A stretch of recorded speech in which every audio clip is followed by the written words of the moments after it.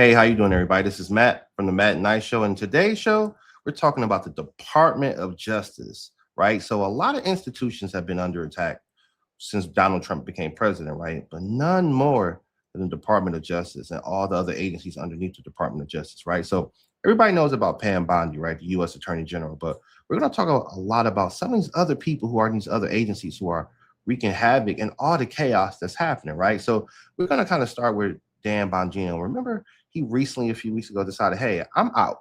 I know I had a podcast. I was talking about all the stuff I wanted to do, but he started feeling the pressure of the FBI files, right? So let's kind of see an old video he did a few months ago and just see how pretty much stressed out he was by taking over the position. So let's run the clip. Anyone out there who thinks we have not taken appropriate action against political actors, they're just making that up. We can't go out and advertise this stuff, but if you think we're allowing partisanship to infiltrate the FBI and just let all that bad stuff happen, you're really just making, I don't know why you're doing it. Maybe you're trying to break up, divorce us from the people and breed mistrust. But that is not what's happening. I don't know what people think me and Kash are doing all day. I mean, I gave up everything for this. I mean, my wife is struggling. I'm not a victim. I'm not Jim Comey. It's fine. I did this, and I'm proud I did it. But if you think we're there for tea and crumpets, well, I mean, Kash is there all day. Man, excuses, right? And this is the one thing about when you actually get in power, right? So remember, he was a podcaster, an influencer, and he talked about all these different things that he thought that the FBI should be doing. And as soon as he kind of got into power, right? As soon as he became the deputy director of the FBI, Dan Bongino was like, hold up, I don't want to break the law. I don't want to get in trouble, right? And obviously left him to resign, right? So like we always say, man, these aren't serious people. And once they get power, they go crazy. Another person that's been getting a lot of negative publicity is none other than the FBI director himself, Kash Patel. So there was a story that came out recently about some of his different, I guess you would say, like leadership flaws. Let's kind of look at the article and see what it said. So it says, in one incident, the dossier, because there was a dossier that came out and talked about Kash Patel's leadership, right?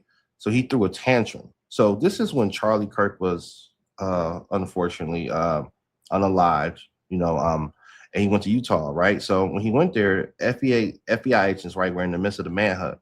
But they say he refused to get off the jet until he was provided with a medium windbreaker. So here we are with somebody's assassinated. This is supposedly somebody he knew and was friends with.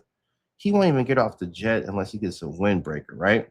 So then they say he continued his hissy fit because the jacket did not have enough patches on the sleeve. So he remained on the jet until members of the FBI SWAT team took patches off their uniforms and ran those patches over to FBI Director Kash Patel at the airport.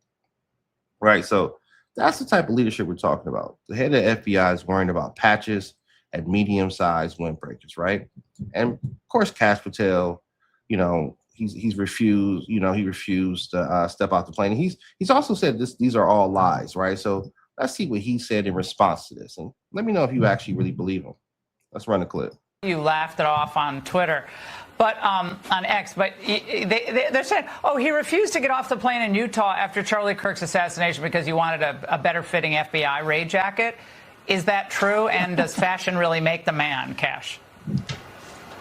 It's 100% false. As you know, look, Laura, sadly, I was at 9/11 at Ground Zero in New York City on 9/11 because I was a White House representative honoring those victims and their names being read. You were very familiar with that. Then we made the immediate decision after Charlie got shot in the neck to fly to Utah unexpectedly to lead the manhunt to find the perpetrator in less than 33 hours because the FBI cut video, put it out in a press conference, and these people are worried about what I was wearing and what patches I was wearing. I was honoring my men and women at the FBI. One of my agents handed me a jacket and said, hey, boss, you should probably wear this. We're going into the command center. I said I'd be honored to wear that. And then another one handed me the SWAT team badge of the unit that was protecting the area where Charlie was assassinated. I wore that with pride. These people can talk about my appearances all they want, but look at the results. The FBI, this FBI, my FBI, the one that Dan and I are building here under President Trump, is succeeding in ways that no FBI has ever done so before. So the institutionalists and the anonymous reporters from the swamp D.C. bureaucracy agency are the ones we are crushing. And that's. Man, I don't know. That don't sound believable. And pay attention to this, man. Kash Patel is a sloppy dude. A sloppy dude. Just look at his tie. I learned how to tie a tie when I was probably like 13, 14 years old. Look at this tie. The tie is sloppy. I was always taught, do not trust a sloppy guy, especially a guy who has a sloppy tie, right? So he just seems kind of like a sleazeball, man. Just look at him. Sloppy, sloppy, sloppy. His work is sloppy. His mindset is sloppy. His tie is sloppy. The way he goes about carrying himself is just sloppy, sloppy, sloppy. Now, the one who takes I think the biggest cake of them all, the worst one for this week, is probably, and this one was so outrageous that I didn't even really know how to respond to it, right? Because we're not used to people in these positions using this type of language, right? So we're talking about Harmeet Dhillon, right? Who's the Assistant Attorney General for the Civil Rights Division. The Civil Rights Division, right? So she got in hot fire for this tweet, right? So let's look at this tweet, right? Conservative influencers, right? So this is someone who's appointed by Trump going after essentially what's considered their own supporters. If you think you are keeping the pressure on or winning by spreading BS attacks on Donald J. Trump, handpicked cabinet, you are not. You are earning money to spread misinformation. You are 304s. Learn an honest profession, right? Somebody came back and said, hey, Donald Trump himself has tweeted at her and most of us aren't monetized, right? What did she say? Then you are even dumber, useful idiots. At least 304s are getting paid and performing a service, right? So the Assistant Attorney General for the Civil Rights Division is calling people 304s, man. This is getting crazy.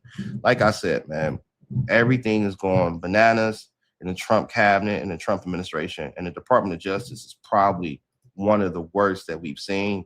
And this is just getting out of hand, man. People are just losing it, man. So make sure you pay attention to what's happening in the Department of Justice. And if you like this video, make sure you do what? Share, like, and most importantly, subscribe. Take care, everybody.